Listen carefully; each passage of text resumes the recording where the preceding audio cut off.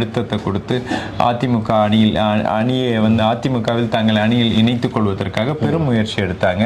அது ஓரளவுக்கு வந்து அது பாஜக வந்து அதில் வெற்றியும் கண்டார்கள். ஏன்னா அதுக்கு முன்னாடி வந்து கிட்டத்தட்ட ஒரு ஆண்டு காலமாக திரு எடப்பாடியார் அவர்கள் வந்துட்டு அதிமுக வந்து எந்த நிலையிலும் வந்து பிஜேபி கூட்டணி வைக்காது அப்படின்னு ஜெயக்குமார் அதே உறுதியாக அவர்கள் அந்த அதிமுக என்ற ஒட்டுமொத்த அமைப்பும் வந்து அதில் வந்து தீவிரமாக இருந்தார். அவருடைய வந்து ஒரு டெடிகேட்டடா அந்த லைன் ஆஃப் திங்கிங்ல இருந்தாங்க.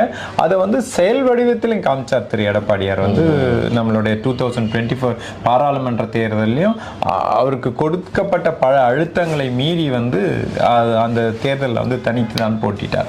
ஆனா பிஜேபி கடைசியில் வந்து ஏப்ரல் மாதத்துல அதுல வந்து அதை வெற்றி கொண்டு அவரை வந்து அவர்களுடைய அணிக்கு கொண்டு வந்தார்கள். அது எப்படி பணிய வைக்கப்பட்டார் எப்படின்லாம் தெரியாது. But one point